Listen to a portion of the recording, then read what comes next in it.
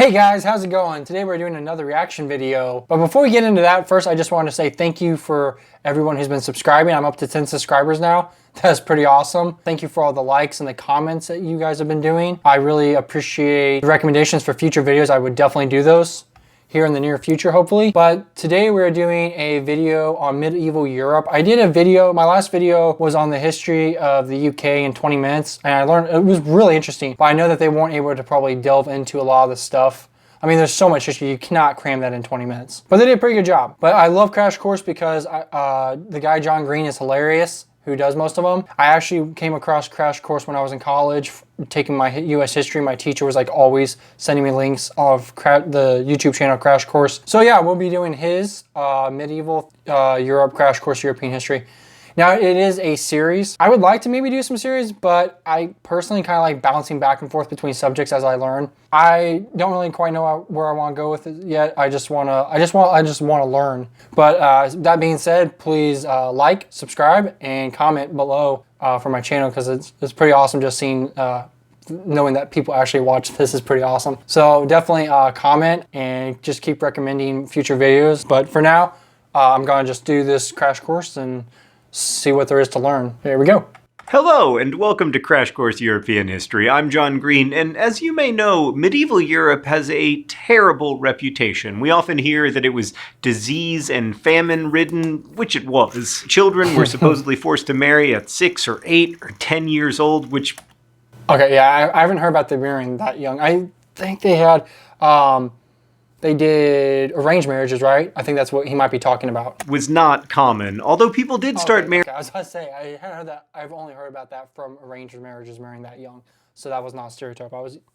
Marrying younger, in part because they were also dying younger. We hear that knights in shining armor slaughtered wantonly, albeit with good manners, called chivalry, which is partly true, although the chivalric code was in decline, and we also hear that it wasn't safe to drink the water, so they drank beer exclusively, which, more on that in a moment. But yeah, today we're turning our attention to the so-called Middle Ages.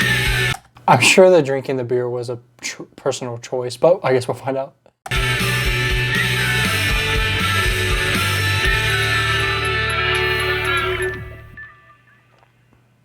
But right, so about beer. In those days, people did drink beer and ale. They were nutritious, and still are, but they also drank other things. Milk, other beverages, and especially water. There were wells with safe and delicious drinking water. Still, it's true that a lot of bad things did happen in the 14th and 15th centuries. The Black Death, the Great Schism in the Catholic Church, and the 100 Years' War. Also, in the 14th century, the Little Ice Age began, which meant cooler temperatures and declining harvests, and that contributed to stunting and starvation. But let's begin with the Black Death, a huge pandemic of a disease called bubonic plague, which spread to Europe from Asia. Many experts believe the plague originated in Tibet as a localized epidemic, but then spread, carried by rats and mice and fleas. And those animals were able to travel widely because humans were traveling, and the fleas and rats hitched rides with us. So in that sense, the plague was a product of growing human interconnectedness. Bubonic plague is a horrible disease. After infection with the bacterium Yersinia pestis, lymph nodes swell and sometimes burst. Jeez. Victims often get high fevers and vomit blood.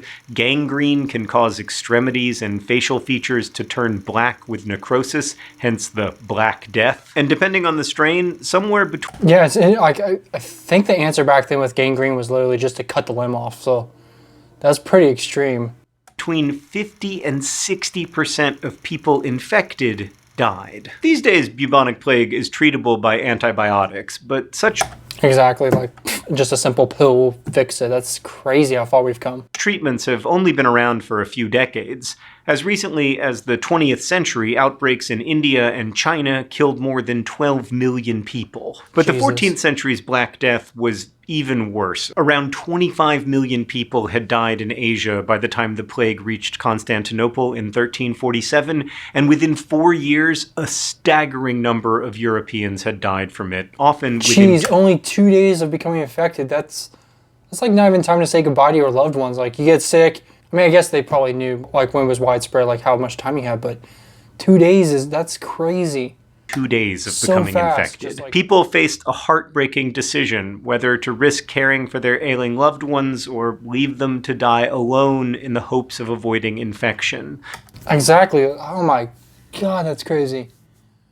Some areas lost up to 80% of their population. The latest research claims that in Europe as a whole, around half of all people died. Death haunted every moment. It's difficult to grasp just how profound the Black Death was, but imagine losing half of your community in a few years to a poorly understood disease.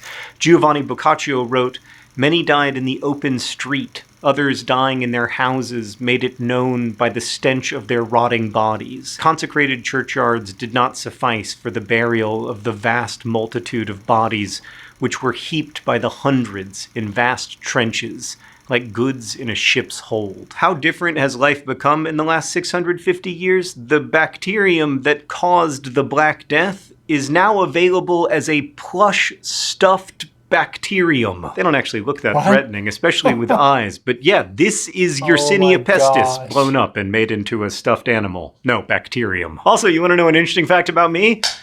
I can't juggle. Amid all this John Green is so funny. Oh my gosh. devastation, the 100 Years' War added sustained turmoil and destruction. The war was fought between the rulers of the Kingdom of England and the Kingdom of France over who would rule large swaths of continental Europe, and it actually lasted at least 116 years, beginning in 1337. One of the most interesting questions in history is whether war leads to instability or instability leads I would go with instability leads to war, but to war. And the truth is probably yes, both. Like, poor harvests and disease outbreaks make war more likely, but war also worsens poor harvests and disease outbreaks. So amid the huge shocks to Europe that accompanied the Black Death, the 100 Years' War increased instability in the food supply and also in long-held cultural beliefs, like the Code of Chivalry. So wait, not only was there the Black Plague that they had just dealt with, then they went into war for 100 years. I'm not sure there's a statistic, but what is the population of people that died in just probably a couple hundred years is insane. Like they definitely probably wanted more babies than there were dead people. That is crazy.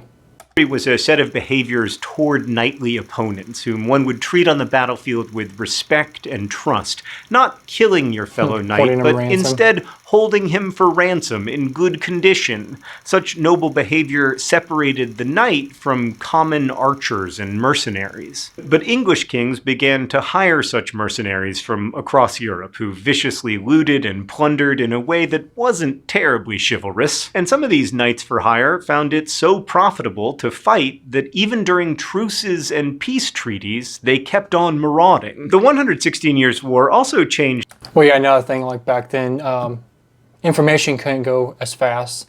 Like, so even if they were doing all this, like, you wouldn't know probably for, I don't know, a couple weeks, a month or something to even like try to correct them just killing people. So I don't know if that played a part into that. Just popped in my mind across to why some of these wars probably lasted as long as they did.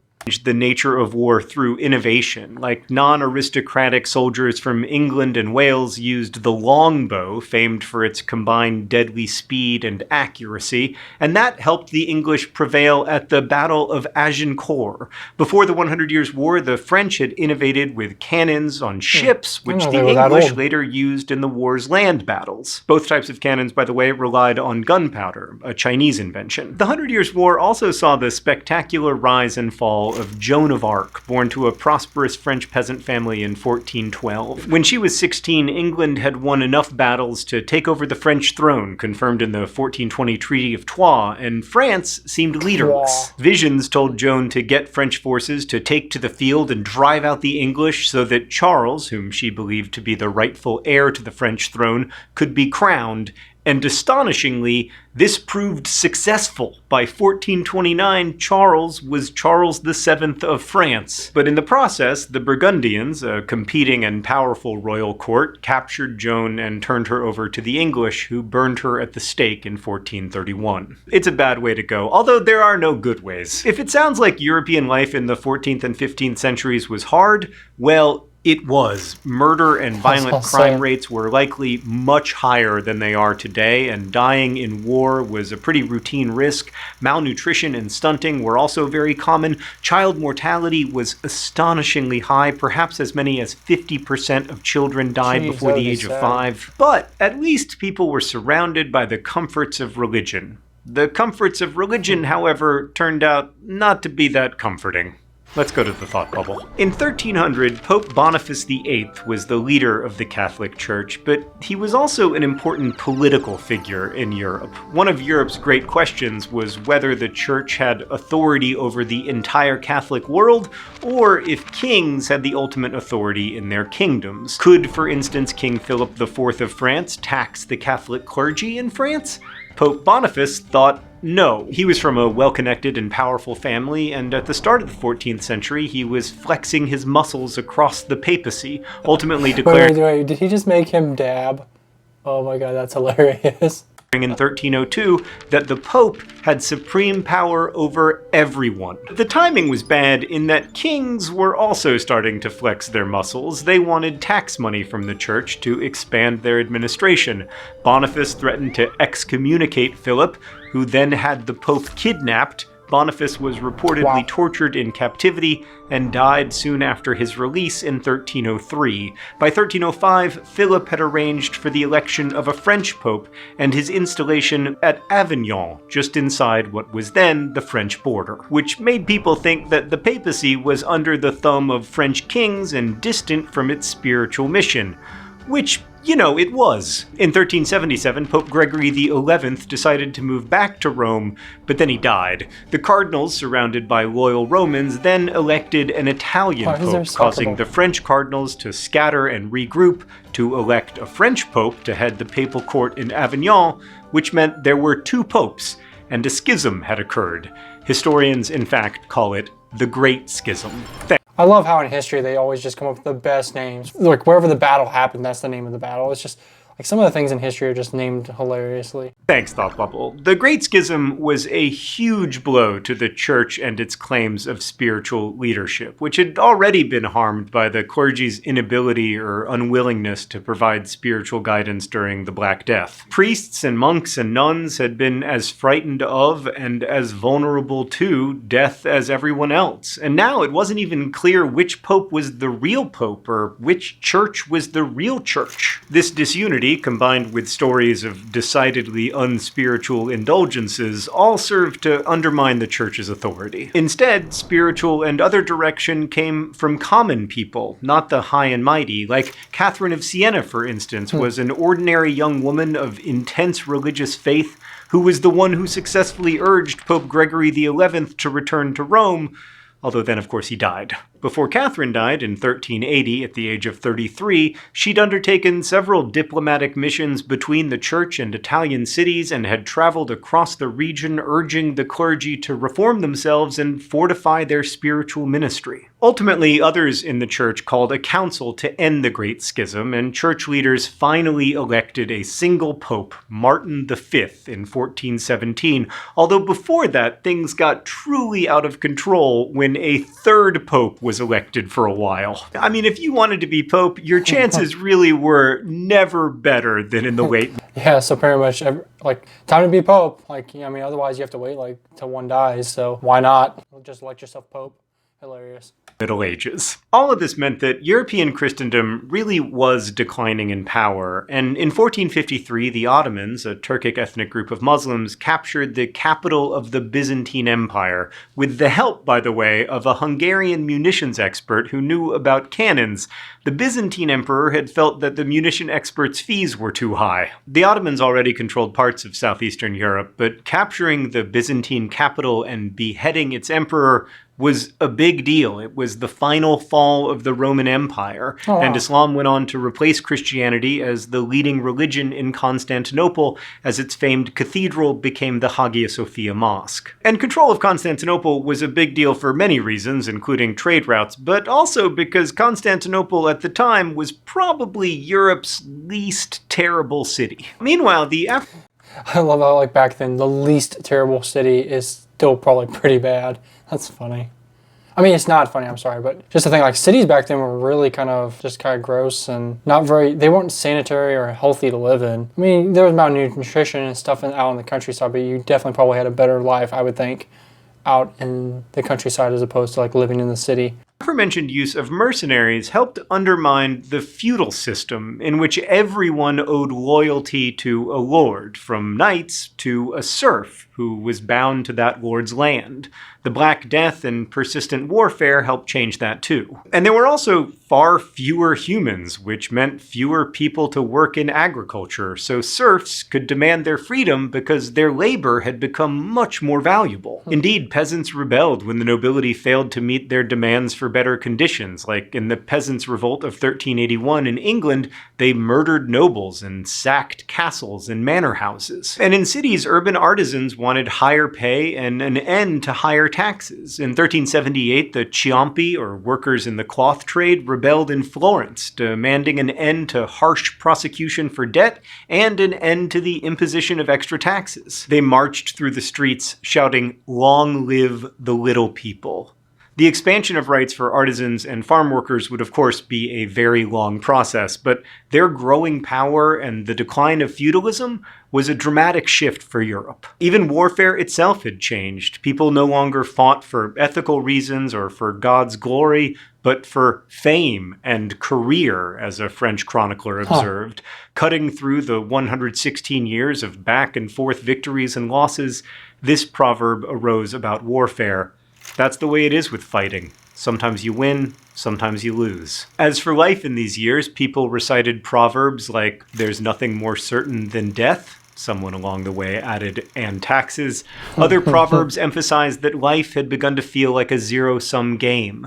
The big fishes eat the smaller. Men are good so long as it saves their skin. But in the midst of that, there was also new thinking, not just that of the Ciompi and peasants, but of artists and philosophers and architects and others who were simultaneously creating Europe's rebirth or Renaissance.